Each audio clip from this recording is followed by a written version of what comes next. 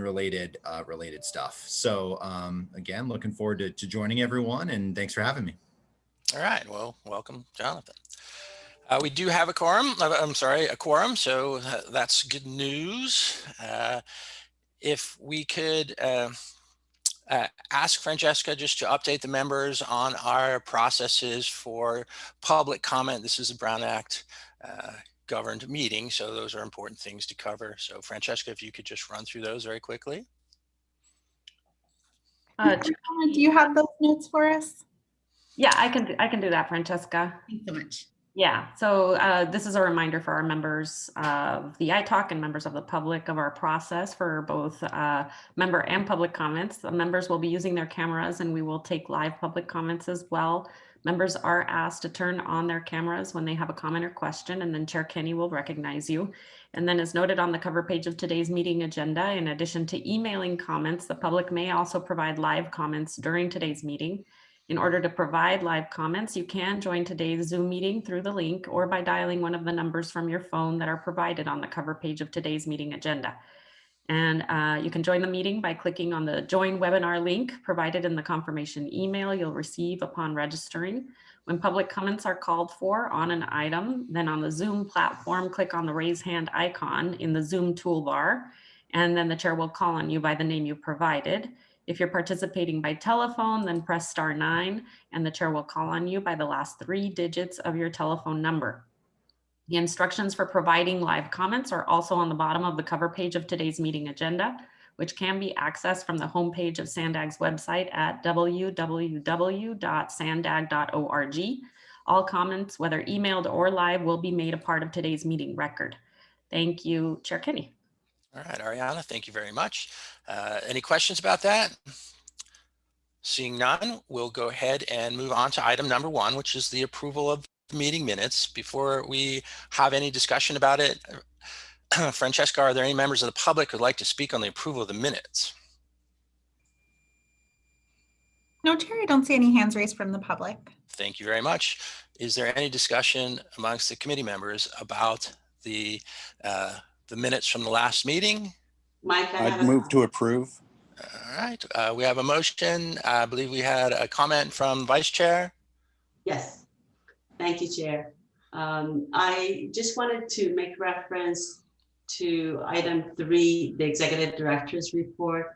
Jim Linthicum did a great job describing all the updates, and I was especially pleased to hear about SANDAG's equity statement and the new program, but I didn't see reference to it in the minutes. I just think it's great to at least reference it. I know that the discussion is online and recorded, so that would be my amendment to the minutes. Mr. Fuller, will you entertain a friendly amendment? Not my motion. I was going to second it, but I'm sorry. All right, so who made the motion? Was Stuart Halpern. Stuart, thank you, Stuart. We have a motion as amended. Do we have a second? I would second that. Thank you, Dustin. Francesca, if you could call for the vote. Thank you very much. For real estate right-of-way acquisition, Jonathan Frankel.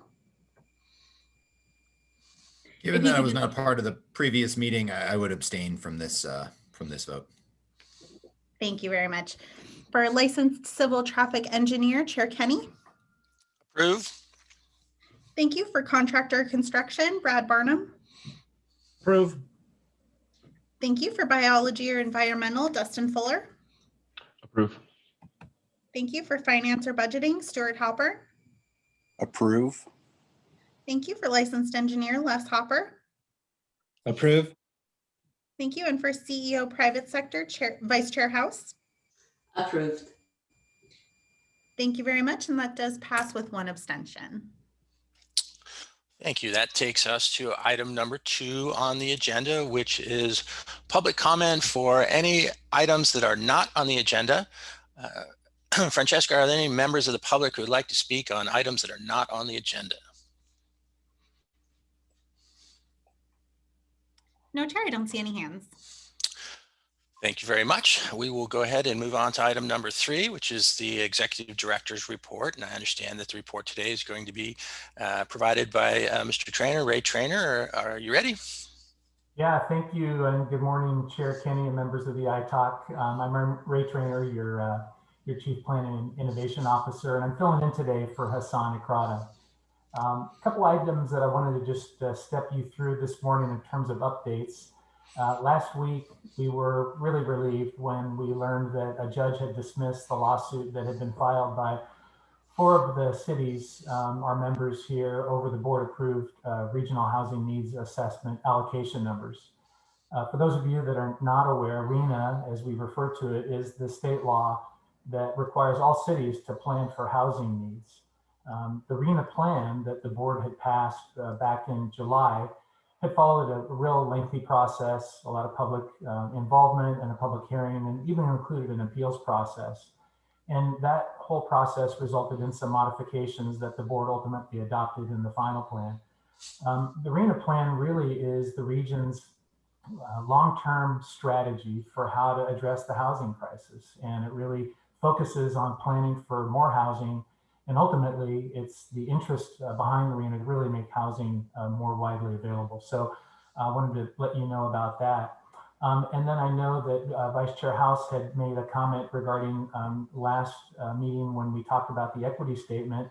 And I wanted to provide an update on that. So you might recall that at the board meeting on this Friday's agenda, the board is actually going to be asked to approve the SANDAG equity statement. Our whole approach now is really changing and really looking at trying to identify systems, practices that have been the cause of systemic racism and maybe impacted historically marginalized groups of people.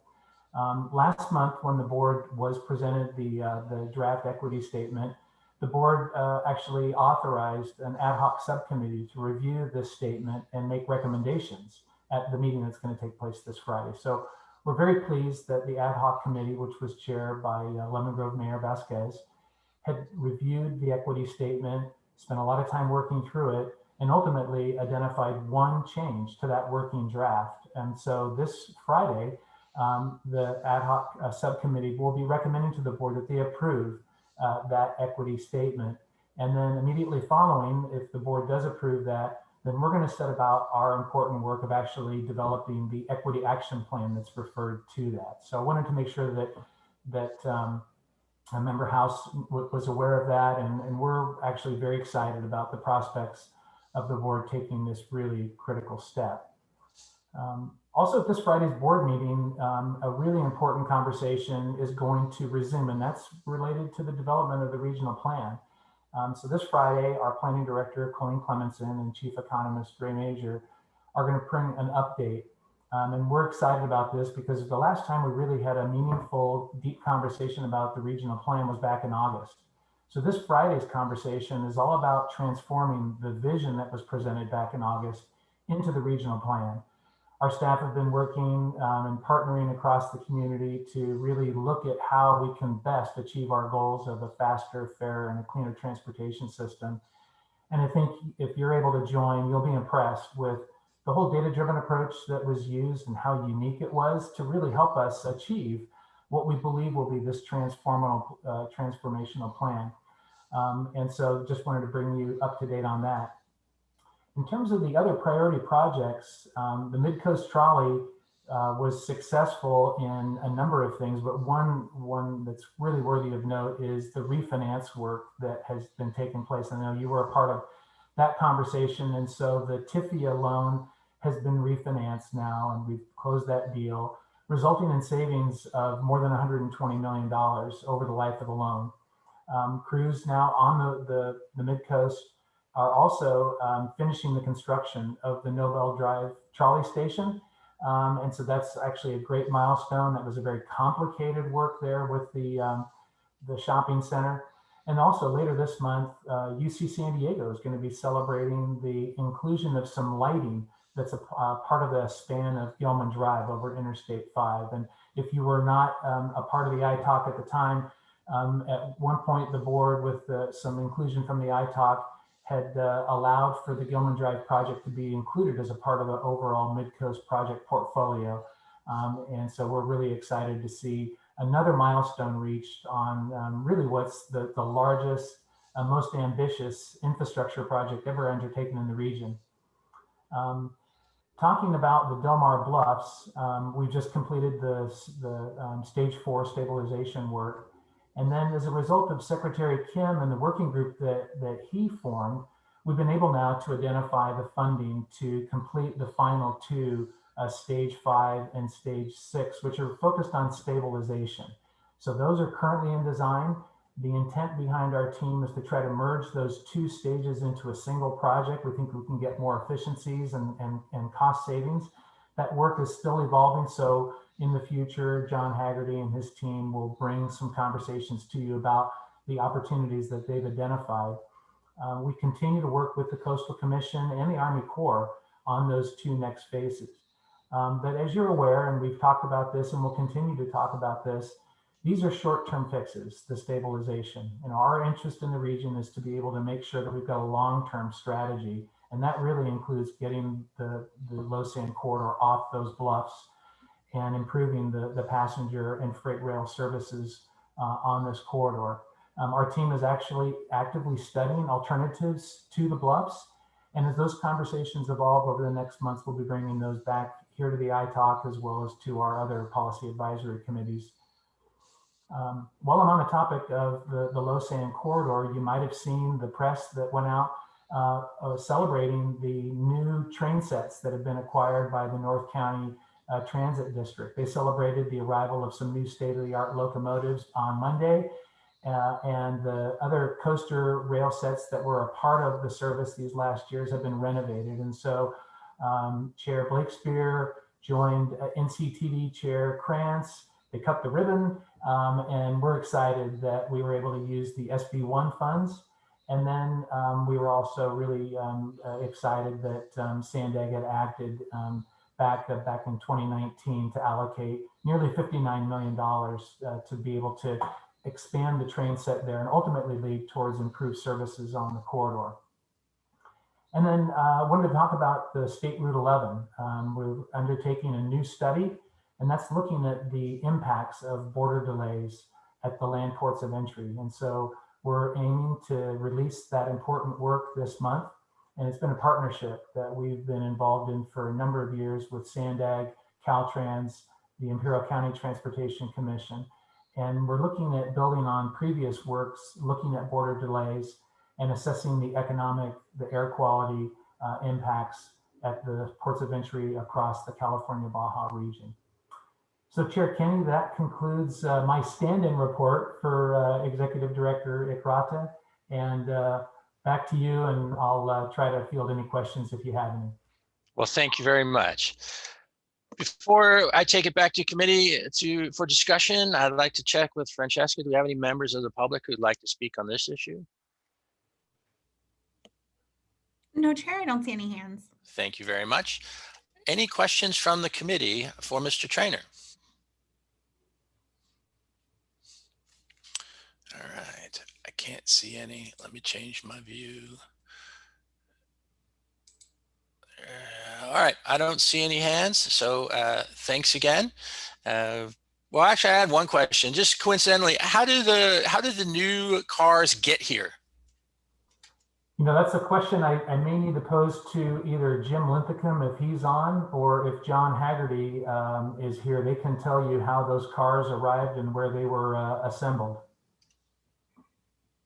Well, if John knows, I will, or anybody else on this call knows, but I would guess that they arrived on the tracks. Could have come across country on the tracks. That's true. Yeah. Could have come by container and put together. All right. Well, thank you very much. Just a curiosity there. All right. With that, we will we'll thank you for your report. We'll move on to our next group of items. It's the consent calendar. It's items 4 through 8. Are there any items on the consent calendar that the committee members would like to pull or to discuss?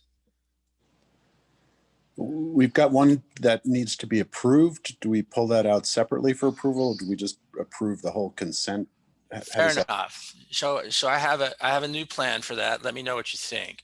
We're going to take the consent calendar for approval in one motion, and in that motion, I'm going to reference item 4 as approved and items 5 through 8 as information items to receive and file. So that's how I thought we could kind of keep the consent calendar together, but recognize those items. Any thoughts on that?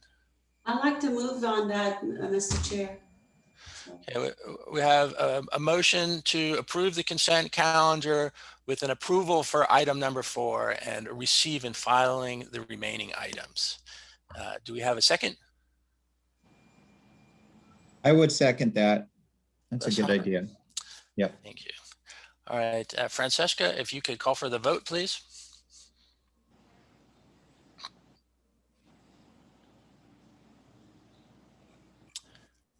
Thank you, Chair. Sorry, I was having trouble unmuting. For real estate right-of-way acquisition, Jonathan Frankel. Yes. Thank you. For licensed civil traffic engineer, Chair Kenny. Francesca, I'm going to have to interrupt you. Did I ask for members of the public to speak if there are any members who wanted to speak on the consent calendar? No, you are correct. We did not give an opportunity. Can you help me out there? Are there any members of the public who would like to speak on the items that are on the consent calendar? I don't see any hands. Sorry for that. If you could No. continue with the vote, please. Thank you so much. I'm sorry, did you provide your vote already, Chair Kenny? I did not approve, though. Thank you. Thank you. For contractor construction, Brad Barnum. Yes. For biology and environmental, Dustin Fuller. Yes. For finance and budgeting, Stuart Halpern. Yes. For licensed engineer, Les Hopper. Approve. Thank you. And for CEO private sector, Vice Chair House. Approved. Thank you. And that does pass unanimously. All right, well, that takes us to our next item, which is item number 9, actions by the Transportation Committee and the Board of Directors on TransNet-related items. And it's going to be a short presentation by Ms. Cerniden. Ariana? Thank you, Chair Kenny. So let's see, your last meeting was in January, and since then the Transportation Committee recommended and the board approved both the interfund loan between the local and major corridor shares of the Environmental Mitigation Program, and then also the memorandum of agreement with the county to issue $16 million in commercial paper. And you may recall that you discussed and supported both of those items at your meeting last month. And also in January, the board created a subcommittee to review the proposed equity statement. You heard a little bit about that in the executive director report. And that was discussed at last month's ITOC meeting as well. And the board is scheduled to consider approval of that equity statement at its meeting this Friday. Then the selection committee of the ITOC also met in January and appointed Jonathan Frankel, as you heard earlier today, to serve out the remainder of Greg Sadowski and Jeffrey Schneider's midterm vacancy for the right-of-way category. And then last week, the Transportation Committee recommended board approval of the upcoming proposed bond issuance and refunding, which you also heard about at recent meetings, and you'll probably hear a little bit more about that today. And that will be considered by the board later this month. All right, well, thank you very much. Francesca, are there any members of the public who want to speak on this item? No, Chair, I don't see any hands. Thank you very much. Back to committee. Any questions for Ms. Cerniden on her presentation there? I've got one. Mr. Halpern. Hey, Ariana, I was just curious, with the new board composition, presumably committees get filled with new members and whatnot. Is there sort of an infographic somewhere that shows have all the committees been now reestablished with new membership and what the composition of the committees are? Might need a little help answering this one. My understanding is that I think it is pretty well completed now. The membership for each committee is posted on the website or the web page for each committee. So I don't know if that has been updated just yet. I think there is, in addition, an item coming to an upcoming board of directors meeting. I'm not sure if it's this Friday or at the end of the month, but to also consider, I think, a second vice chair position at the board level. But perhaps if I missed anything else, someone else, Jim or Ray, could fill us in. Ariana, I can actually weigh in here. Oh, good. Thank you for this. We do have all of the membership with the exception of whatever action the board takes on the second vice chair position. But I'm still in the process of making the updates to all the membership lists, and we're going to get those posted to the website shortly. So I'm happy to provide those, excuse me, via email if anybody would like me to send them once they're ready. I think that would be great. If you would like us to do that, we can go ahead and do that. I was just mostly curious if the website had been fully reflective of any changes. So I appreciate the update. Thank you. Okay. Any other questions or comments from the committee? All right, seeing none, I will thank you for your report. It's an information only item, so we will receive and file that. All right, well, before I do that, having given the report, have I already checked for members of the public on this particular item? Come on, Mike. Yes, we don't have any members of the public. Perfect. All right, so we'll move on to item number 10, which is a presentation by the City of San Diego staff. These folks are from the Transportation and Capital Improvement, or they're going to give a presentation on the Transportation and Capital Improvement Program. We'd like to welcome them. It's always good to have the City of San Diego at the meeting. This will be a presentation from Jean Matter, Benjamin Battaglia, and Myrna Dayton. So I'll go ahead and turn it over to you. Welcome. Hey, thank you. I'm Jean Matter, the Assistant Director for the city's Transportation and Stormwater Department, and I was before you guys in person about 2 years ago. So if I look familiar, it's from way back when. And with me today is Ben Battaglia, the department's Deputy Director for Finance. And then as you mentioned, also joining us is Myrna Dayton. She's the Assistant Director for the city's Engineering and Capital Projects Department and the Chief Deputy City Engineer. And we are here to provide the city's transit update and highlight how the funds are being utilized throughout the city. Ben is going to start by providing an update on the fund balance, a look at the city's transportation portion of the CIP program, and how the city is leveraging this funding to provide transportation-related services. And then I'll come back in and wrap up the presentation with information about some of our larger projects of interest. So I'll turn it over to Ben at this point. Great, thank you, Jean. So the city of San Diego receives approximately 40% of total TransNet local streets and roads revenue. With the implementation of cash management strategies, the city has made significant progress spending down TransNet cash on priority projects over the last 5 fiscal years. This is a snapshot of the current fiscal year's projection and the prior 5 fiscal years' activity. Since fiscal year 2016, the city has decreased its balance at SANDAG by approximately $33 million. And we project to decrease the remaining balance by an additional $2.5 million by the end of fiscal year 2021. This chart shows the different funding sources that support the department's fiscal year 2021 CIP program. TransNet is shown in the green slice, and it makes up about 46% or $46 million or 11% of our program. Some of our other major funding sources include grants, DIF and FBA, which are impact fees, gas tax, and financing.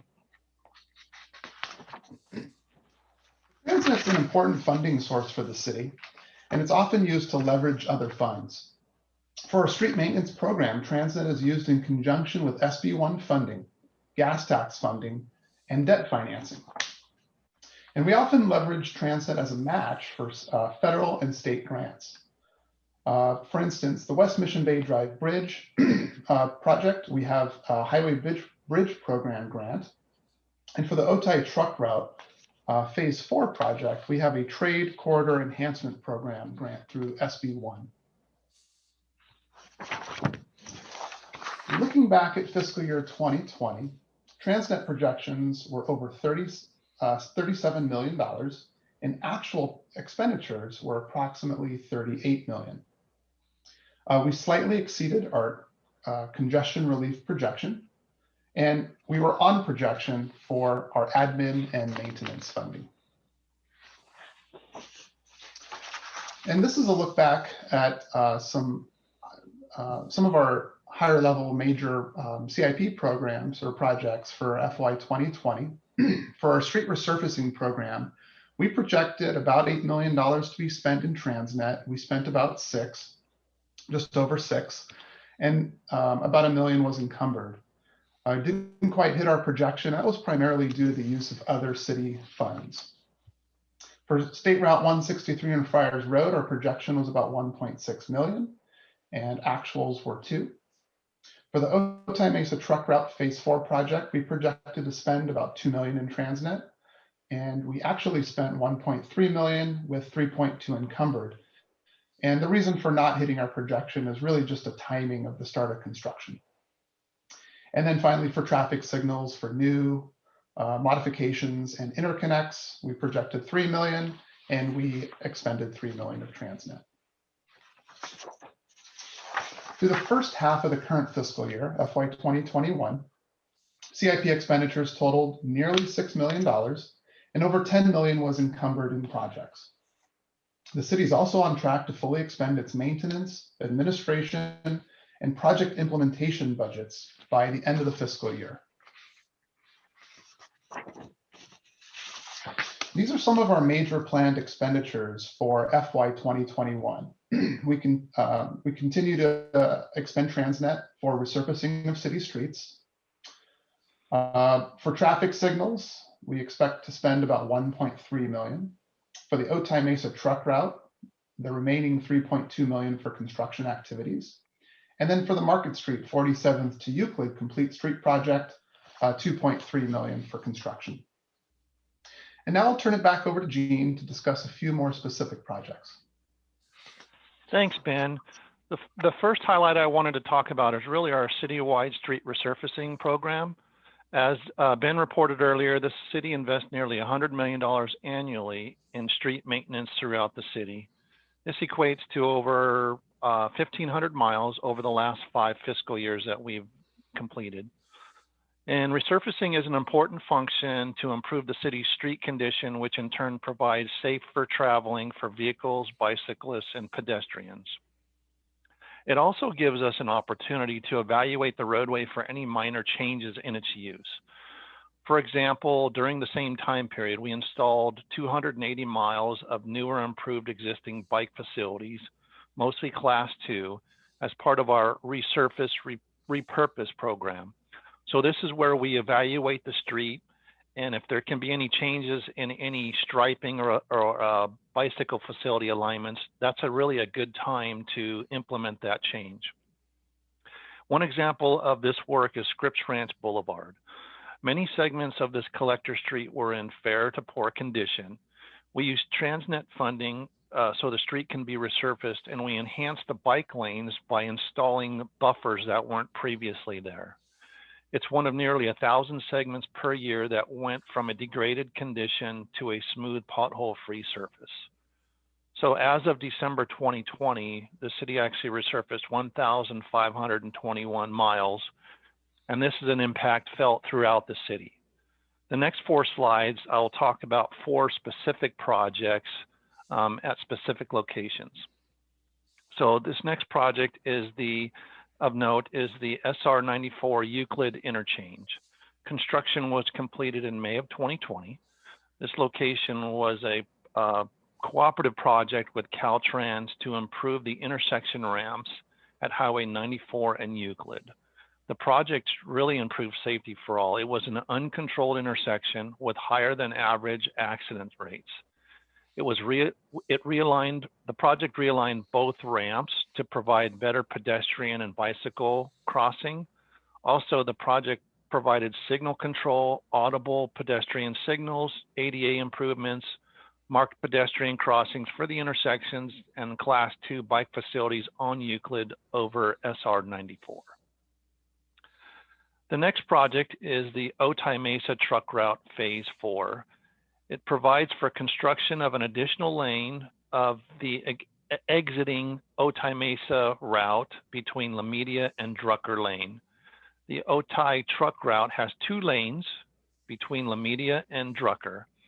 And before 2002, 1 lane was used for the laden truck and 1 lane was reserved as emergency access for Border Patrol and emergency vehicles. After 2002, some changes at the border required inspection of unladen trucks, which then required the original truck route configuration could no longer handle the volume of both laden and unladen trucks. And this basically pushed out the emergency access lane. So the Otay Mesa truck route constructed an additional lane to the existing truck route between La Media and Drucker Lane. With 1 additional lane, there is now a dedicated emergency lane for border and emergency vehicles. The project is currently in construction and should be completed by fall of 2021. Next project is State Route 163 in Friars Road. Construction was completed in July of 2020, and it was in the heart of Mission Valley. This project provided increased mobility for residents and patrons in the area. The project included widening 163 and the Friars Road overcrossing from 3 to 4 lanes in each direction, improvements to the on and off ramps, modifications to the signalized intersections, and widening along Frazee Road. This phase constructed a southbound 163 auxiliary lane just north of Friars Road. Improvements for bicyclists and pedestrians in this phase included a bike lane and sidewalk in both eastbound and westbound on Friars Road, in addition to on and off ramp modifications to eliminate all free right movements. The last project I wanted to highlight is the West Mission Bay Drive Bridge. As we all know, our coastline and beaches is one of the most valued natural resources and enjoyed by our residents and visitors alike. This project will replace the West Mission Bay Drive Bridge that was built 70 years ago in 1950. Its replacement will be a modern facility that includes multimodal access to connect our southern and northern coastlines.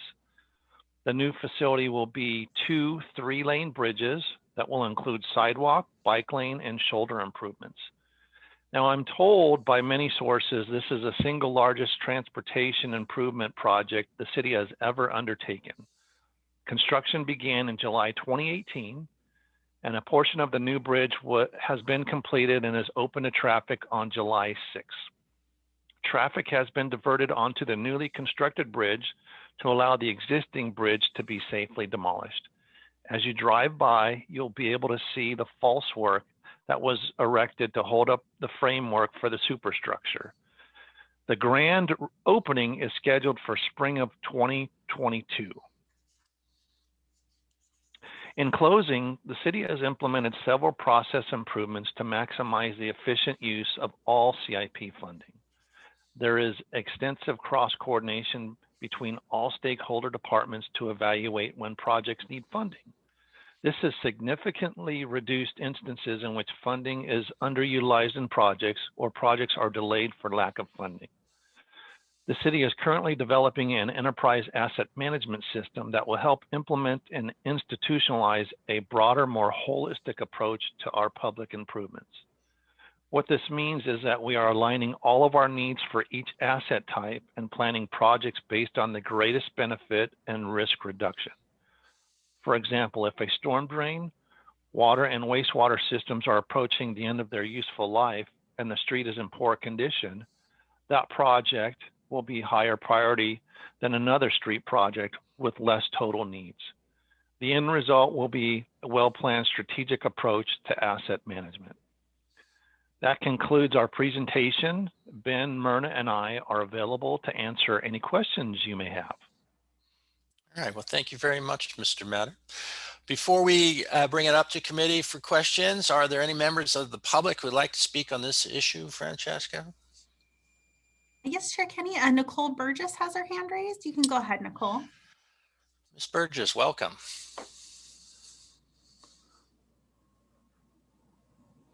you could check and see if you're on mute for us. Perhaps we have to unmute her. Ah, there we go. Can you hear me now? Yes, welcome. Thank you, Chair Kenny. I appreciate the time and to comment on this, and I was excited to see this on the agenda. Thank you, Jean, for the report, city staff for working on this. Just a couple comments to the city. I really appreciate your comments of resurfacing, repurposing. I missed the number of bike miles, but I got the 1521 miles of roads that have been slurried. I'll kind of wrap back into that one as I end my remarks, but excited to see some of the other bigger projects, especially the Market Street 47th, Complete Streets project, as well as the new one, 94 in Euclid. Those are really transitioning into what really we want to see in our city. You know, we did definitely, it is important to, you know, when we resurface, repurpose our streets, to really capture those opportunities. And I appreciate the collaboration, but we're still missing too many opportunities with this effort. And so on 163 and Friars, I will say as a bike rider, those are not sufficient for safe and comfortable bike facilities. Those are just tremendously hard and difficult. And I remember we wanted to protected intersections there years ago and it was denied. So, you know, I hope the city is really looking at a bigger vision. West Mission Bay Drive, we really need to pay attention to the connections to the north and the south, north into Ingram, into Crown Point, Pacific Beach, as well as south into Midway. Those connections by bike are extremely difficult, and we'll keep advocating for some of those opportunities. I just appreciate the time to speak here, and thank you, Chief Kenny, for this opportunity. I believe that's it for now. Oh, can I just say one more thing? He tapped on stormwater. That is an amazing asset, and I know the city is talking about stormwater funding, but these actually act as, if we can use these as bioswales, Imperial Beach does a great job of this. They can create that protected facilities that we really need in our bikeways. We need class 4 bikeways. So when we resurface and repurpose, we hope you can transition into just more than a class 2 bike lane. We really need that protection to really meet our goals and get more people out there enjoying the road. So thank you so much for the time. Thank you, Ms. Burgess. Are there any other members of the public that would like to speak? No, Chair, I don't see any other hands from the public. All right, thank you. So let's take the discussion back to committee. I see a few hands up. We have some questions for city staff. Stuart, you want to go ahead? Sure, thanks. And I just want to thank the representatives of the city for coming in for the Jonathan Tibbetts Memorial presentation here today. The question I had is, and well, first, let me applaud in the spirit of Jonathan's interest in starting this periodic report, the great progress that's been made in reducing the cash balance and actually putting those funds to work. I'm curious about the approximately 20 million or so that's still in cash balance. Does the city have a plan to maintain a minimum balance in that 20 million range? It seems, frankly, from my point of view, kind of a lot to have sitting around in cash. Can you speak to that and what your philosophy is about that? I'll have Ben talk about that. Ben? Yeah, no problem. So you're correct, Mr. Halpern. We're estimating about 22.5 million of cash at SANDAG by the end of the fiscal year. That's you know, less than one full fiscal year's worth of revenue. It's around 70% or so.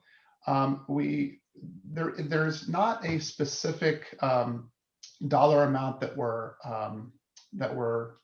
looking towards holding in balance, but we definitely need to have enough cash to support our contractual obligations. And currently the city has about 12 million of contractual obligations encumbered into contracts right now. That would be the absolute bare minimum that we would need to have in cash to support that. I think, you know, 22 million, that's a pretty good target. We could probably get it down maybe another million or so, but I wouldn't go less than about 20 million because in the future, if we did have a large contract, say for $3, $5, $10 million, we need to be able to have that cash on hand to support those contractual expenditures and obligations. Gotcha. I appreciate the answer. If I could just follow up, and I don't know if it's you or it gets into the Department of Finance of the city with regard to the notion of, as opposed to maintaining the cash balance, and I understand, your reference to the contractual obligations, the concept of maintaining the cash balance versus knowing that there is access to the SANDAG commercial paper program, borrow in that unforeseen situation of a short-term cash crunch. If that's something you guys specifically talk about from a cash management standpoint, or if that actually gets to a different department, it's not your domain. Yeah, thanks for that question. So as you probably know, we do have SANDAG commercial paper for the West Mission Bay Drive Bridge project. But that's also a funding source that we're looking for to help support other projects as well in the near future. We are carefully reviewing our cash balances at all times, and definitely be able to consider commercial paper for other projects in the future if needed. Gotcha. Okay. Then as you're probably aware, the spirit of my questioning and even having you guys come in to report is just the notion that representing the taxpayer's interest is to have the funds be put to use, et cetera. So that's where I was coming from, but I appreciate you coming in today. Appreciate the responses. Thank you. Vice Chair House, I see your hands up. Yes, thank you for the presentation. I have a couple of questions about what you presented. Slide number 6, show for 2020 look back that you projected 37.6 million expenditure and you actually spent 38.2 million. Does that include actual expenditure or also encumbered funds? So the 38.2 million. Go ahead, sorry. Sure. So the 38.2 million are actual expenditures. Okay. So you did better, even though COVID hit towards the end of the fiscal year. How is COVID-19 impacting your expenditure, the 46 million that you're going to spend this year?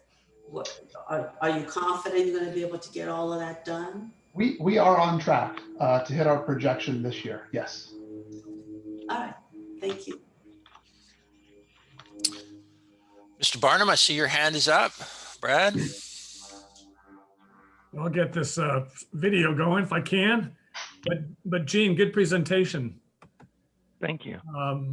As Stuart said, our former one of our former board committee members would have enjoyed this meeting today.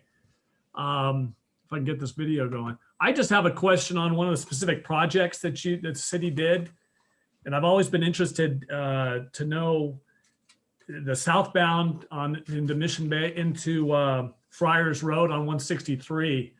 You guys did a great job on that. I'm just curious why the Ulrich transition still exists down, that you can get on the freeway directly from Ulrich instead of crossing Friars and then getting on the freeway. There's still a transition problem for folks that are driving south on 163 and going towards the mall. I don't have particular detail about that. Myrna Dayton is on the line, and I don't know if she does or not, but I'll give it a shot. Myrna, do you have any information about that? No, that's a really good question. I was not part of the original scope of work, and this design was managed by Caltrans. We were partners in it, but you know what? Let me follow up on that. That's a really good question. I have no idea why that was left. It's really, I just drove it the other day, and it's still, you act before you transition, it's still, you have to be careful transitioning over towards the mall. And I thought the only thing I could think of, and this is just, off the top of my head. It's just that we do have a lot of ADT, a lot of traffic coming down from there that use that on-ramp, so and off-ramp. But no, I don't have an answer, but I would definitely follow up and get back to you. Thanks. I was just curious. I'm always the one to ask questions about some of these ramps and things like that. So thank you. No problem. I had a couple of questions for the presenters. One had to do with, or the first had to do with pavement overlays or surface improvements. You mentioned that you expended 6 out of 8 million last year, and that was because there was some funding shifts, I guess. So presumably you overlaid as much as you had planned to. And I also noticed that the projected amount for next year, TransNet expenditures, is 4 million for that category, as opposed to 8. So this isn't a reflection of any kind of reduction in your in the amount of overlay that you're planning on doing. Is this a financial a funding thing, or is this some reflection of a reduction in the miles of street you're going to overlay? Yeah, thanks for that question. And it's not a reduction of funding or in the number of miles. We have about 4 million of TransNet budget available and budgeted for the program. The rest of the program is funded by other funding sources. We have debt financing through commercial paper. We have gas tax. We have our general fund or infrastructure funds. We have other funding sources that are also contributing to the program. So we're not anticipating a slowdown of that program for this year. Would it be fair to say that you are paving as much street surface as you possibly can? Gene, you want to take that one? As we can. Yeah, our goal is to pave as much as we can given our budget and resource constraint. It's a good answer. I think Stuart alluded to it earlier, in that at one point a decade ago, the city struggled to access their funds for a variety of reasons, and a lot of paving didn't get done. So I'm glad to see that you're able to accomplish whatever you want and keep a balance of TransNet funds. But if you had the opportunity to spend that balance on paving, consider it. I suspect you probably couldn't do any more than you're already doing. It's maybe there aren't enough contractors in town, or but that was a surprise to see the balance, and then the numbers being spent on of TransNet funds spent on that category reduced. It should be worth noting that the 1,500 miles that we completed in the last 5 years is about half of our street network. Well done. Yeah. Which is considerable for any agency to really be able to say that. The second question I have is a bit off topic. I was able to get a hold of the City of San Diego's Vision Zero policy. I think it came out in the summer of last year, and it had a lot of projects in there that were safety related, and that's always of interest to ITOC members. And I saw some budgeted annual budget numbers for Vision Zero projects, presumably roadway projects. Are any of those projects being funded with TransNet funds? And if so, could we hear about them? Ben, do you have information about that? Sure, I do. Okay. Yes. Let's see here. Let me just get to my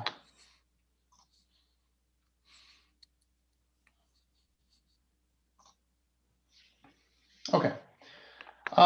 So we allocated for FY 2021 about 17 million to Vision Zero projects. And those projects included many different asset types: new sidewalks, repair of existing sidewalks, bike facilities, traffic signals, street lights, traffic calming measures, median installations. The entire 17 million that we allocated for 21 is allocated and supported by TransNet.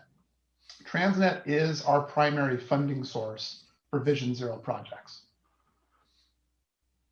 Yeah, Well, that's good to hear.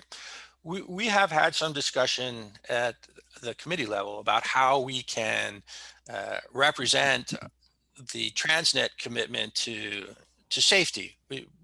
All of our projects in some way promote safety, but we don't have a specific document or topic that says these are the safety projects we did. So if you're doing those, that's good to hear. And if it's going to be, codified or put in a Vision Zero policy where they're all in one place, that would be of interest to the committee to hear about those as safety projects. So exciting stuff there too. So thank you very much for your presentation. Very thorough. Mr. Chair, I do have a response for Brad's question. This is Myrna Dayton. Okay, great, Myrna. So what I was told by my team is that Caltrans has future projects that are going to have future proposed stages, and they're going to modify it in the future to fit the existing conditions. So there were some minor modifications done during this project, but the final ones are still to come. So they do have future plans for that entire completion of that intersection. Good, thank you. I know that it looks good now, I'll tell you that. Okay, thank you. And if I could, I have one thing to add. I may have misspoke on the West Mission Bay Drive Bridge. The completion is 2023. And I believe I said 2022. So yes. I would like it to be done 2022, but the reality is 2023. So I just wanted to make that correction. Thank you. Other members of the team, final comments? No? All right, well, thank you again very much for the presentation. We're going to move on to item number 11. Oh, well, it was an information only item, so we will receive and file your report, and thank you for that. So with that, we move on to item number 11, which is a presentation by Ms. Zerneden on the ITOC annual operating budget for 2022. And this is an action item. So Ms. Zerneden? Yes, thank you, Chair Kenny. So the ITOC submits an annual operating budget to the Board of Directors for approval every year. And the ordinance states that the funds that are made available to the ITOC are not to exceed $250,000 after an adjustment for inflation each year. So for fiscal year 22, the allocation amount is approximately $421,000. And then the proposed budget for fiscal year 22 is approximately $469,000. And that's higher than the allocation amount. And it is proposed to be covered by a combination of fiscal year 22 allocation funding, as well as previous year's carryover balance. And this would leave a remaining carryover balance of about $83,000 at the end of fiscal year 22, which would be available to fund fiscal year 23 projected expenses. And we have a recommendation for you today. If we can put that slide up. The ITOC is asked to recommend that the Board of Directors approve the proposed ITOC operating budget as part of the fiscal year 22 SANDAG program budget in substantially the same form as attached. Francesca, are there any members? Well, is that the conclusion of your presentation? That is. Thank you very much. Francesca, are there any members of the public who would like to speak on this issue?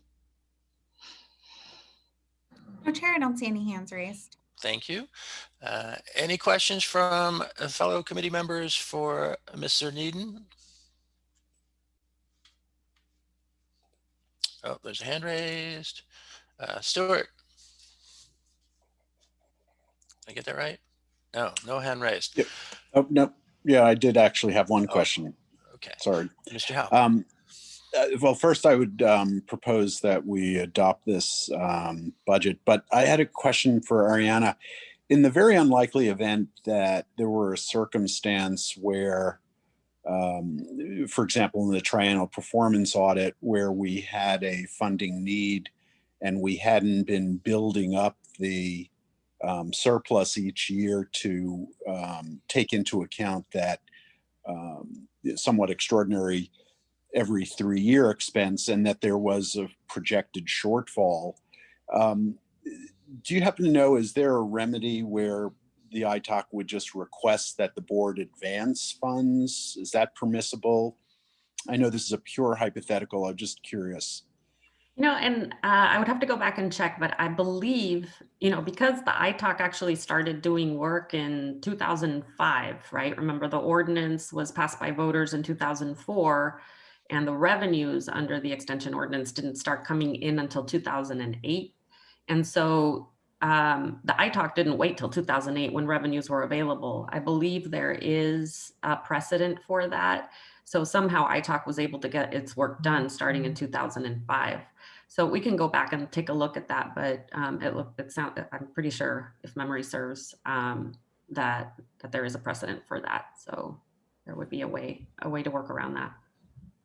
Got it. Well, particularly given that, and I'm not concerned about dipping into the surplus, consistent with the comments I was making with regard to the city of San Diego. We're not in the business of maintaining surpluses, so that I would move that we adopt the budget as proposed then.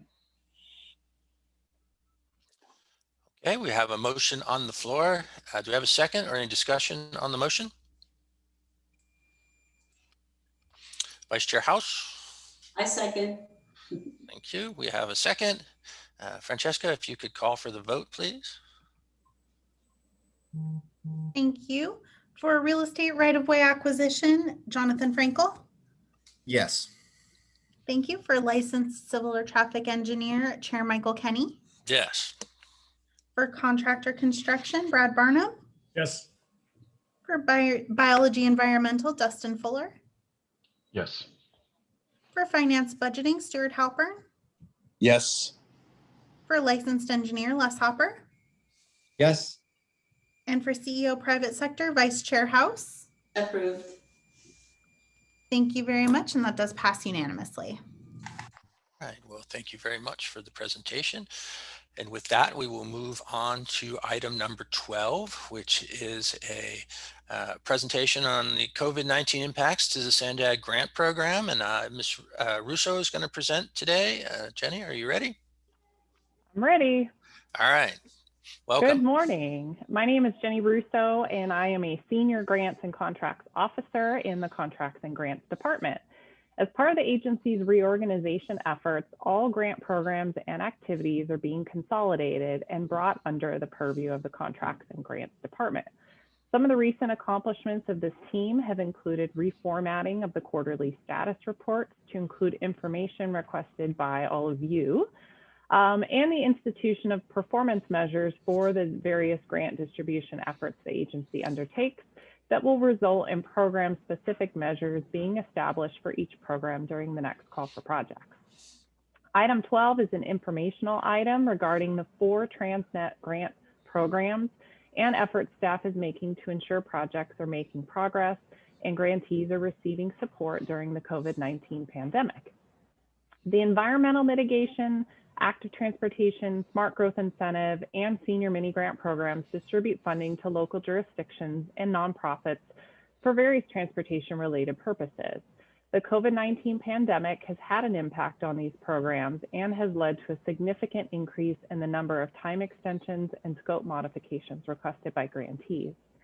In order to maintain the integrity of the competitive selection process, grantees' requests for scope modifications are usually not permissible unless approved by a policy advisory committee.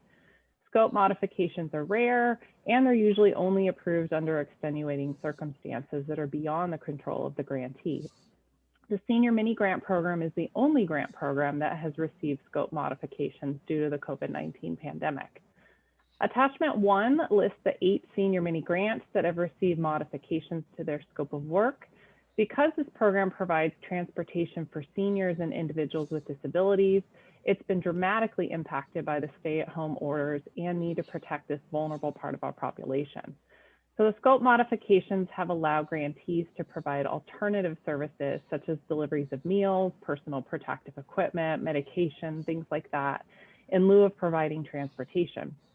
These alternative services are expected to continue until the widespread distribution of vaccines occurs, and hopefully the public health orders are no longer needed.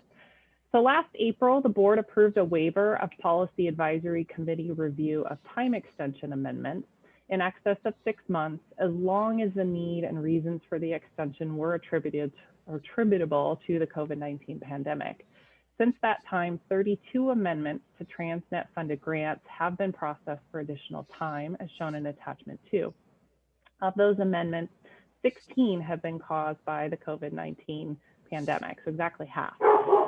Due to ongoing challenges, related to COVID-19, staff is requesting an expansion of this authority to allow the executive director to approve amendments for an aggregate total of 24 months when due to COVID-19. If approved, staff would continue to include this information in the grant program quarterly status reports for ITOC and the policy advisory committees, and all extensions would continue to be reported as a delegated action to the board at its next regular meeting. So this concludes my report, and I welcome any questions you might have. Well, thank you, Ms. Russo. Before we take discussion back to the committee members, are there any members of the public who'd like to speak on this issue? Thank you, Chair. I don't see any hands raised. All right, thank you very much. Are there any committee members who have questions for Ms. Russo? Let me just scroll through here. All right, I don't see any hands up. So I'll thank you very much for your presentation, and we will receive and file that. Move on to our next item, which is item number 13, a presentation by Mr. Dojan and Madame Guichard. Are you ready? We are ready, Chair Kinney. All right, proceed. Thank you. Welcome. Thank you. So this is an informational item on the financial markets that we bring to you on a quarterly basis. This report is based on the second quarter of fiscal year 2021, or as of December 31st, 2020. The prior report as of September 30th, 2020 was presented at your November meeting. Now, although we present our entire debt portfolio and investment portfolio in these reports, the idea is just to focus on the changes since the prior quarter. And after me, Stephanie will present an update on the local and national economy and give you an update on our sales tax collections.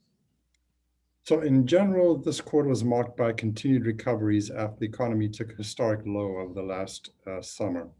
The stock market continues to rally, and it seems that we almost hit new highs almost every week. And interest rates have firmed up after hitting historic lows last summer. Now, there was no substantial changes to our debt portfolio over the last quarter. However, staff has been very busy working on several items the last couple months that should positively impact our debt profile going forward. So as Ray Traynor mentioned earlier, we closed on our TIFIA loan just last month. The rate that we had initially was 2.72%, and we reduced that down to 1.75%. And now on a loan of $537 million, a pretty significant amount of savings, was $123 million over the life of the loan. Obviously a pretty significant win for us. I'd like to say a special thanks to Don Vitesse, who is our Strategic Capital Funding and ITOC Program Manager. I remember it was almost a year ago, last March, that we called the TIFIA office and asked for a reduction in rate. This is something that had never been done before. And literally after working in earnest the last 9 months or so, we finally closed on the loan just last month. There's a couple other items that we've been working on that I did give you an update at the last ITOC meeting. I'd just like to spend a little more time today. So if we could go to the next item, the next slide. So number one is basically something that we've already checked off, as I just described, and there's 3 other transactions that we're working on that we hope to close by the end of this first quarter. The first one is the taxable advance refunding of the 2014 bonds. Last year, in about this time, we refunded some bonds, and interest rates have actually gone a little lower since then, so there's the opportunity to refinance again. That's what we're doing in item 2. Item number 3, we're issuing $85 million in new tax-exempt bonds for all the projects that are in the transit program. I think the one big takeaway out of all of this is After these refinancings that we're doing, this new money issue that we're doing basically makes our debt profile net zero. In other words, it's not going to cost us any more to issue this $85 million in new money. And then lastly, number 4, we're going to be rolling the TIFIA bands that we currently have outstanding. Again, it's a smaller savings of about $10 million, but obviously every single dollar counts. So the next slide. So, every time that we go ahead and do a bond financing, we establish a team. And this time, Wells Fargo and Bank of America are our co-senior managers. This is actually the first time that we have a co-senior managing team, partly because one of the transactions that I'll talk about is taxable. One is tax exempt, so there'll be book runners for each one of them. And we also have a number of co-managers as well. Next slide. So the first issuance is the 2021 Series A, the bonds refunding that I just mentioned. Is approximately $150 million outstanding of those 2014 bonds. We expect to take out almost all of them. The savings will be approximately $20 million. These will be done on a taxable basis. They will sit on our senior lien. I'll tell you about our ratings in a moment. And we're going to potentially try tender some of these bonds. What that is, in essence, is trying to seek out the bondholders, the 2014 bondholders, and kind of swap these bonds. And if we're able to do that, we're able to do it on a tax exempt basis. So our savings would be greater than the 20 million if we're able to find takers of that. In addition, as I just mentioned, the 2021 Series B bonds will be issuing $85 million of bonds that will give us approximately $113 million in proceeds based on the premium that we'll be selling the bonds at. These bonds will actually sit on our subordinate lien and they will be tax exempt. So as opposed to putting them on our senior lien, the reason why is rates are so low today that there's a very small difference between a AAA rated bond, which is what our senior lien is, and a AA rated bond, which is what our subordinate lien is on. Bank of America and Wells Fargo estimated it's between a 5 to 10 basis points difference, which is not a lot of money considering we want to keep our AAA as pristine and as clean as possible. And also, for future issuances, we'd like to keep that lien above, at least at a AAA for as long as we can. So putting it on the subordinate lien made sense this time. Next slide, please. The bands, again, just to remind you, we have $537.5 million in short-term notes. What this was is kind of a financial engineering that we did a few years ago. As you can see, that is the same amount of the TIFIA loan that we'll be taking down in about 1.5 years from now. And so we had issued bands initially. Obviously, the bands are a short-term note, a lot less in interest costs. So we use that money first, and then they'll ultimately be taken out by the TIFIA loan. Again, we find ourselves in a market that is really low. And so we can issue these notes at less than 50 basis points. So we're rolling these bands out another 18 months, ultimately to be taken out by the TIFIA loan. The savings here, again, approximately $10 million. These are tax exempt. And again, these sit in our subordinate lien. Next slide. So I think, as you may know, and maybe for our newest member, Jonathan, our SANDAG has the highest ratings by both Standard & Poor's and Fitch. We're AAA rated by both agencies, and that's something that we're very proud of because only 5% of municipal issuers throughout the country have 2 AAA ratings. And then our subordinate lien is very strong too at AA's. And we were just affirmed the ratings from S&P last week based on these new transactions that we're doing, and just yesterday from Fitch. Next slide. So just the next steps in general, we'll be taking this item to the board this Friday. Once they give us their approval, we will post the preliminary official statement, and we'll start the marketing of bonds next week. And we anticipate pricing these bonds on March 8th and then closing the transaction again prior to the end of this quarter. Next slide. So the notes are similar. After we get board approval, hopefully Friday, we'll post the official statement February 15th. It's going to be a lot shorter marketing time period for these bonds. Again, it's a short-term note, and we anticipate pricing these the following week and then closing these March 15th. Next slide. Oh, I guess that's the last of my slides. So I'll just pause there for a second, Chair Kenny, if there's any questions, or maybe we can continue with Stephanie for the economic update and then wait for questions at the very end. Well, I'll go ahead and entertain any questions from the committee for Andre, if there are any. Okay, I don't see any hands, so we'll move right into Stephanie's portion of the presentation then. Thank you. Good morning. So this is our quarterly economic update, and I'm going to start with an overview of what's happening in the US. So as you can see on the upper left panel, which is showing the US GDP, there was a sharp contraction due to the restrictions associated with the pandemic in the first and second quarter of the year, and then a stronger recovery in the third quarter, where we had GDP growth on an annualized rate over 30%. And then, you know, in the fourth quarter of the year, there was a sharp slowdown in the recovery pace. So GDP growth was 4% annualized. In normal terms, you know, that would be great. Everyone would be happy.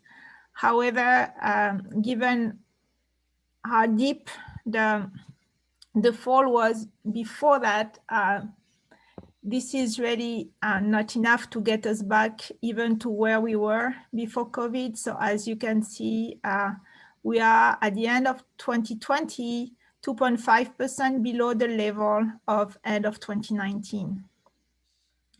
If we go down, so on the left lower panel, you see the weekly unemployment claims.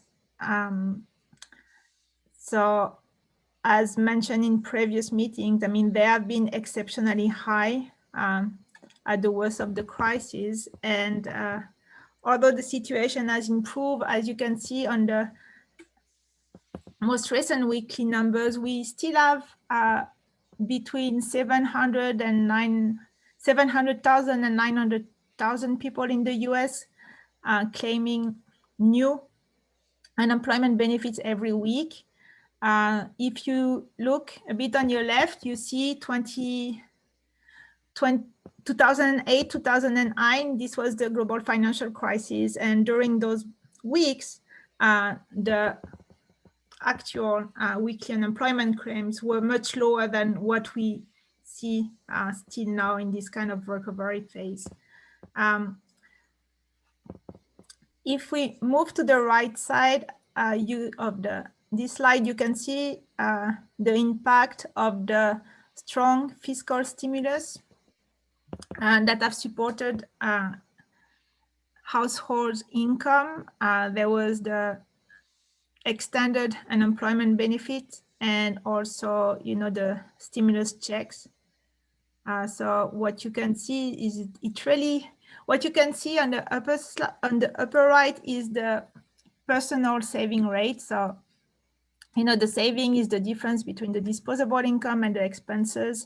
And as people got the stimulus check, not all of it was spent.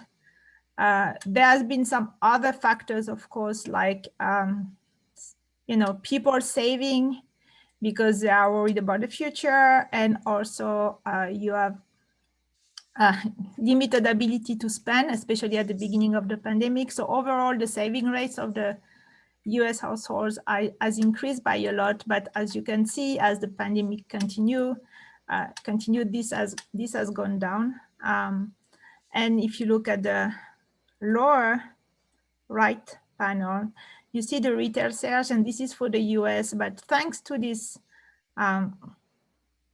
extra savings, even if the saving rate has increased, this has helped retail sales to remain quite robust.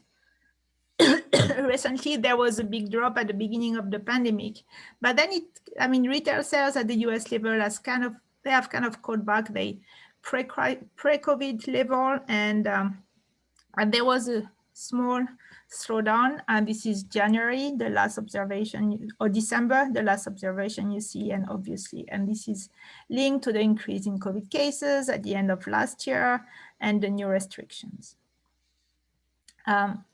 I'm gonna go, if you can go to the next slide, I'm gonna show you my dashboard. So, I presented this to the group, I think 6 months ago, and at the time, it's still called Tracking the Recovery in San Diego, and unfortunately, we don't really see the recovery yet.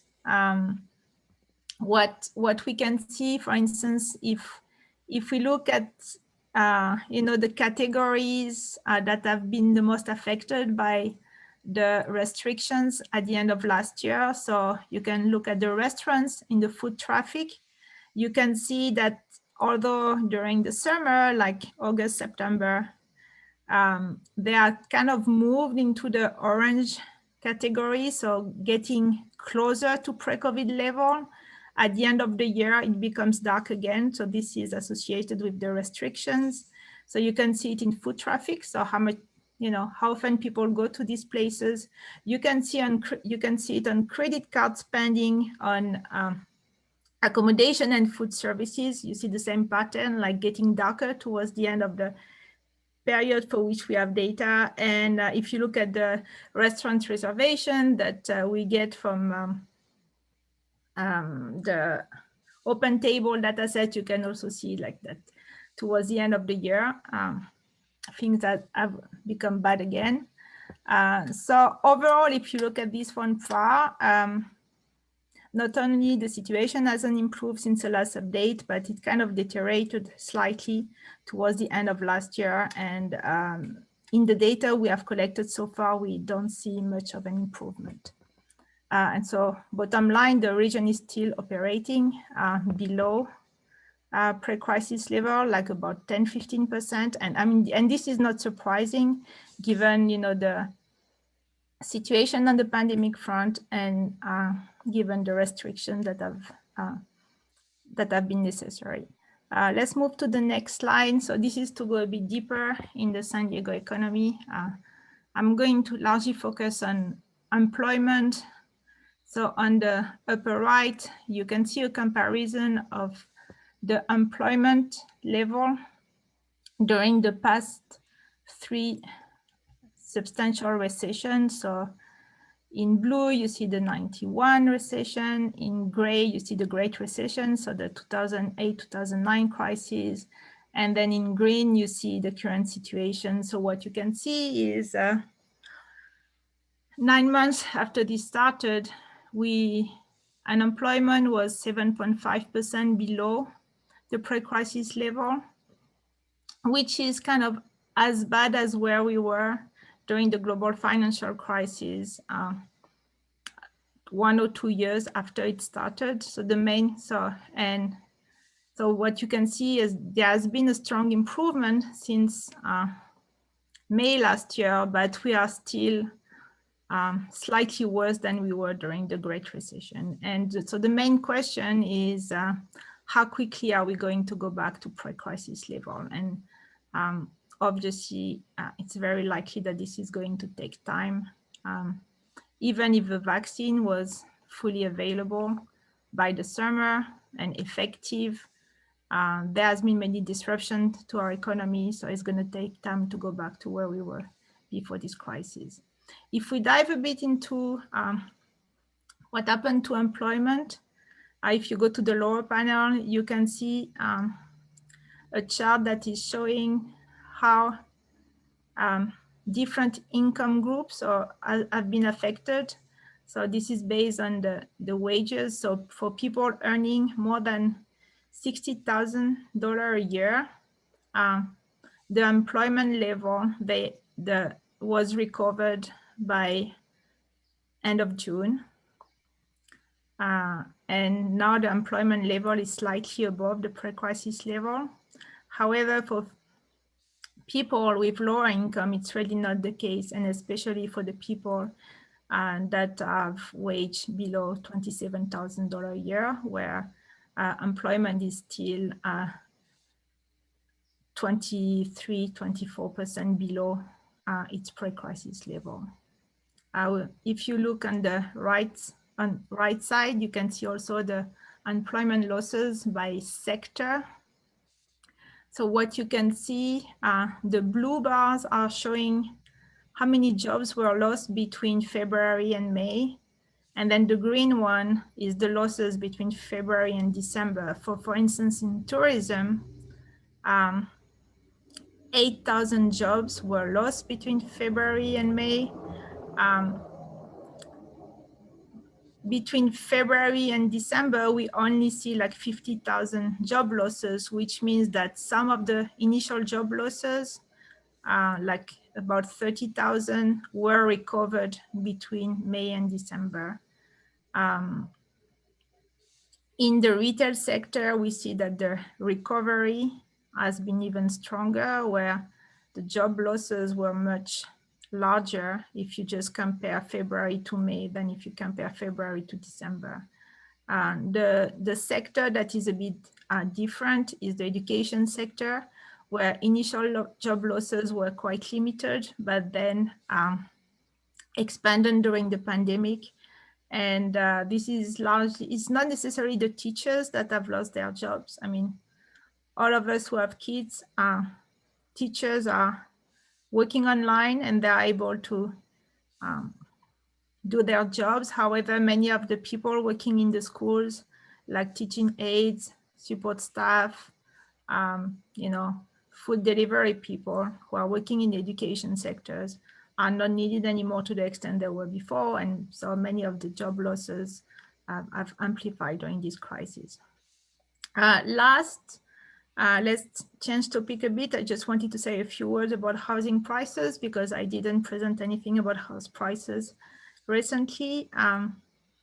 It's one of the few series that has continued to go up during this crisis. I'm not sure this is so much of the good news if you think in terms of affordability, but so I wanted just to show you. So first you can see the year. So you can see 2020, the median house price in San Diego is about $700,000. And what you can see on the right side is the past 12 months.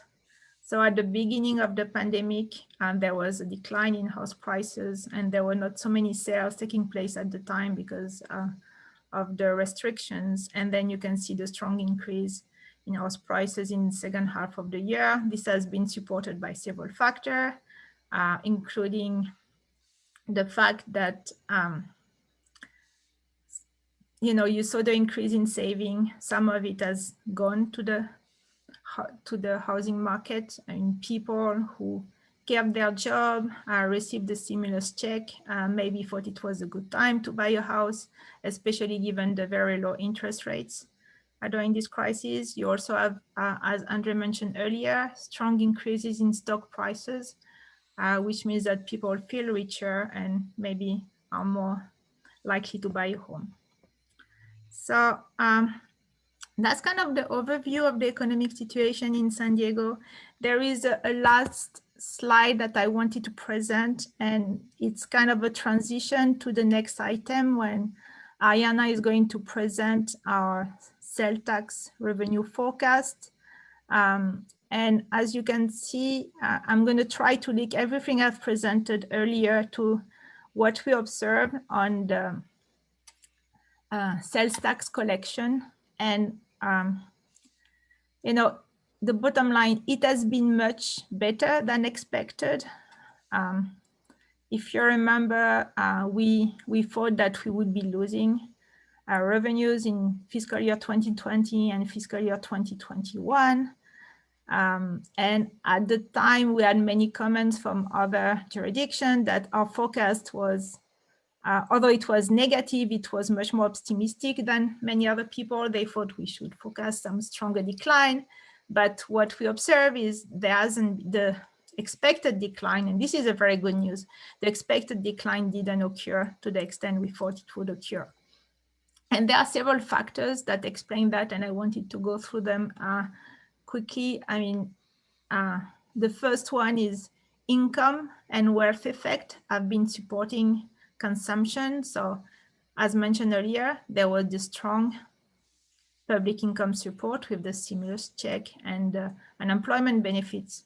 There was the recovery in the high-paying jobs, which means that there are many people who haven't lost any income during this crisis. They can continue to spend. And the other thing is the strong, as Andre mentioned earlier, I mean, the stock market, and this is very different from previous recession, the stock market kept on increasing after the initial contraction. So, and there is the wealth effect. So people feel richer and they spend more. What we have observed also, there has been some important behavior changes during the pandemic that have resulted in more spending on taxable goods and less spending on services. And most of the services are not taxable. So it's a good news for us if people overall switch from services to goods. You know, when you have restrictions on the ability to go and spend, like, you know, go to a gym or travel, people have spent more on goods, some to replace the activities they couldn't do. So that we saw many increase in sports equipment for your home, and people have been, you know, improving things in their home, and this is all taxable. And the other thing that has helped a lot is the ability for people to shop online during this crisis. And this has also benefited our taxable sales. And then we had, we were extremely fortunate that the Wayfair ruling was in place just before the pandemic. So the Wayfair ruling allows states to tax online sales even when the seller is located in another state. So this was already partly the case before, but now it covers all the online sales, including those going through the marketplace, which was not the case before. And this has, I think it has contributed to 45% of our better than expected collections in 2020. There are two factors there. The first one is we always try to be very conservative. So when we did our initial Wayfair estimate in 2019, we used very conservative assumptions. So at the end of the day, you know, the one-off impact of Wayfair was higher than what we had assumed. And the other thing is there has been a magnifying impact due to the surge in online sales I mentioned earlier. So, you know, if we didn't have Wayfair, we wouldn't have been able to capture this surge in online sales the way we have been able to capture it. And I'm going to stop here, and if you have any questions. Well, thank you, Ms. Gishard. Do we have any questions? Or, well, first off, are there any members of the public who would like to comment on what they've just heard? Francesca?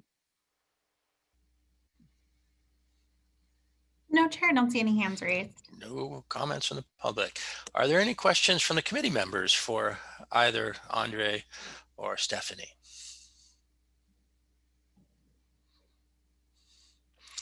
So, Stephanie, in the graph, I don't even know if it was a graph, but it was all of the different sectors of the economy in shaded values, from green is good to red is really bad. Where do we capture the Amazon sales in that chart? If we can go back to that chart, it's implicit, but I'm going to show you how to look for it. Arthur, if you can put back the slide.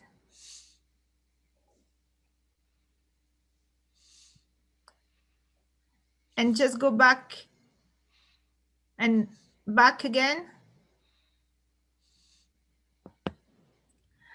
No, one more, forward one. So this one, yeah, I think this is the one you're talking about. So we don't have a specific category for online sales, but one of the things we notice, for instance, if you look at apparel, so you see the apparel stores in the foot traffic, it's how often people go to the shops, and you can see like that it has, whenever, for instance, at the end of the year, whenever we got the new stay-home order and there was all this restriction and this increase in COVID cases, very quickly it goes back into the kind of reddish.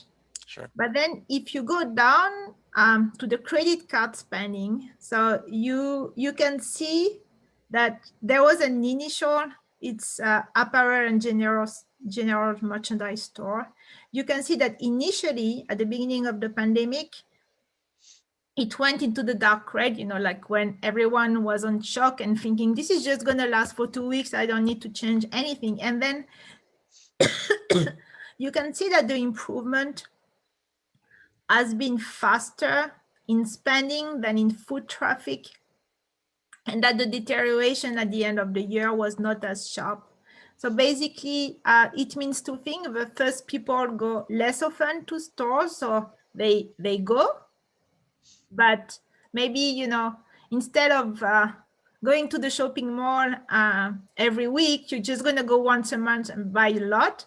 And the other thing is, instead of going to the mall, you're just going to order online. And this is in the difference between the foot traffic and the credit card spending that we can see those changes.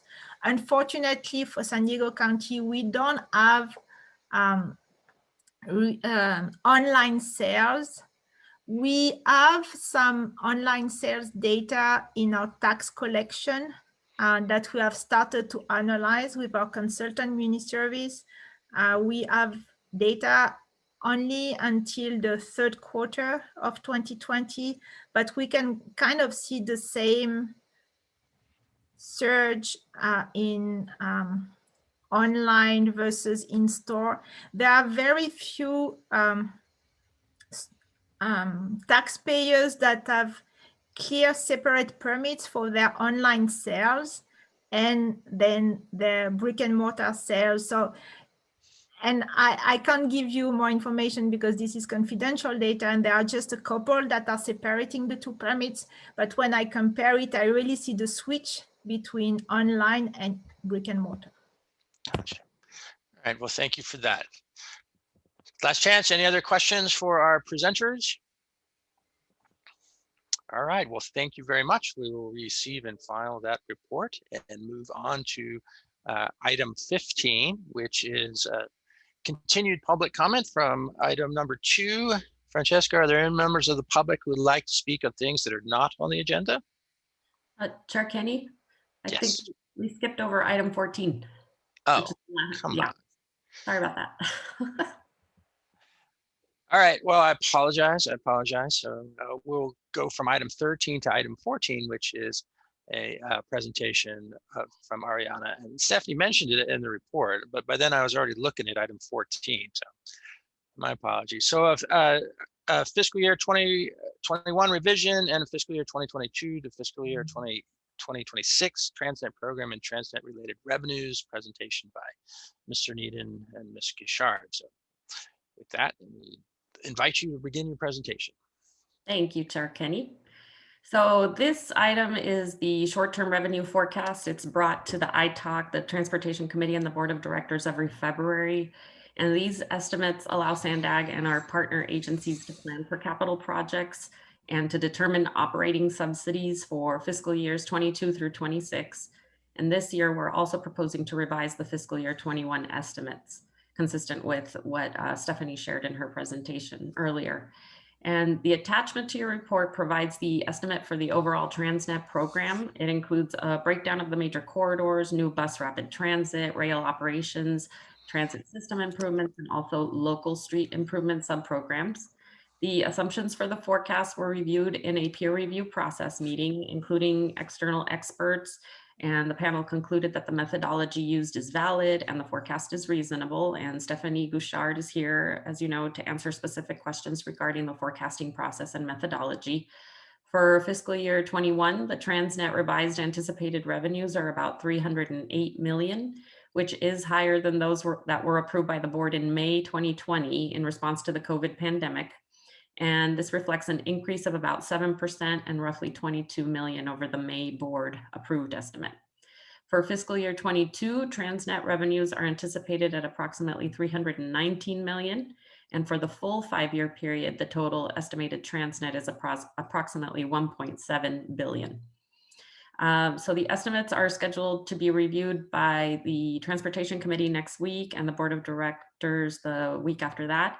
And then upon board approval, then the estimates would be released to the transit and local agencies for planning and programming use.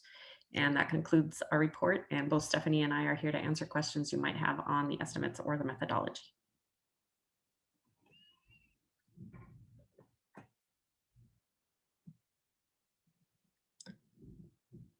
I am not hearing Chair Kenny. I apologize for that. All right, well, thank you very much for your presentation. Do we have any members of the general public who would like to speak on this issue? Chair, I don't see any hands raised. Thank you very much. Take it up to the committee. Are there any members of the committee who have questions for Ariana or Ms. Gouchard?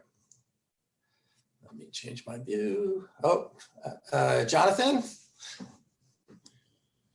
Yeah, thank you, Michael. Ariana and Stephanie, it's interesting that we're anticipating, you know, I think, and I don't know relative to other years, but growth in the budget forecast, and comparing that to municipal budgets and forecasts of substantial deficits.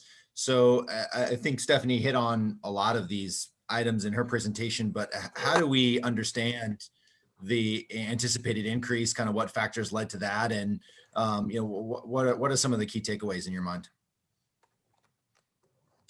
Stephanie, do you want to take that? Sure. Let me just come back. Okay.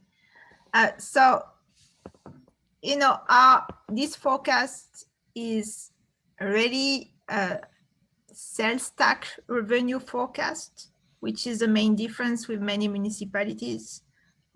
So, I mean, including the ones who are depending on the hotel tax, which have been much more affected by the pandemic. So as I explained earlier, there was not so much of a contraction in sales tax revenue. And we are not the one to observe this. I mean, most of the people collecting sales tax have seen stronger than expected revenue, both in fiscal year 2020 and also since the beginning of fiscal year 2021. We base on our forecast on retail sales forecast from reputable national forecasters who are also doing forecast for the San Diego County. At this point in time, if you think about 2022, so the fiscal year is going to start in July, and I mean, everyone is expecting a recovery. This is the main scenario with under the assumption that we have been able to have a sufficient number of vaccine doses and that these vaccines are efficient, including against the new variants, which is still the main scenario. This should open the ground for a recovery of the economy in general in fiscal year 2022. And if you think, for instance, of all the restaurants that will be able to reopen, this should support our recovery. So this is how we base our forecast. And as explained by Ariana, we had a peer reviews to go through the detailed methodology, the different forecasts we are using, and also look at the shape of our forecasts. And this peer review that included external experts concluded that this was in line with their expectation and it was reasonable given what they expect to happen in terms of sales tax. I might also add, Stephanie, and maybe you can help out here, but the current estimate that is being proposed is also, it's higher than what was originally approved in May, right? As a result of the COVID, when we decreased the estimate, but that's not to say that it's necessarily higher than the original forecast, right? A couple years ago or so. No, right? just, I mean, for fiscal, I mean, we had 0 growth in fiscal year 2020. And for fiscal year 2021, we expect growth below 1%. So much less than in the past where we had steady growth around 3% a year. We just expect a stronger growth in fiscal year 2022 as part of the recovery. Thank you very much. All right, other questions for the presenters? Scroll down. Les? Thank you, Michael. For Ariana and Stephanie, I'm just curious how this forecast compares vis-a-vis some of the other self-help counties in California that have the successful sales tax measures. I mean, is this specific to San Diego, or does it compare reasonably similar to the other self-help counties as well? You know, I think Dawn and Jose have been a little bit more involved on that end than I have in recent meetings with our counterparts throughout the state. So I might ask Jose or Dawn to weigh in here, if you would, please. Yeah, thank you, Ariana, and thank you, Les, for the question. So, you know, when all of this started back, you know, a year ago, the initial forecasts across the state, all of them pointed to significant decreases. And what pretty much everybody is finding out is that that's not happening as it was initially, you know, thought that it would happen. So, you know, to varying degrees, you know, we're not all the same, but you know, what we're all pretty much seeing is that what is actually being collected is generally flat or just a little bit better than what was collected a year ago. But it is not turning out to be as a significant decrease as what was forecast, say, back at the end of last fiscal year.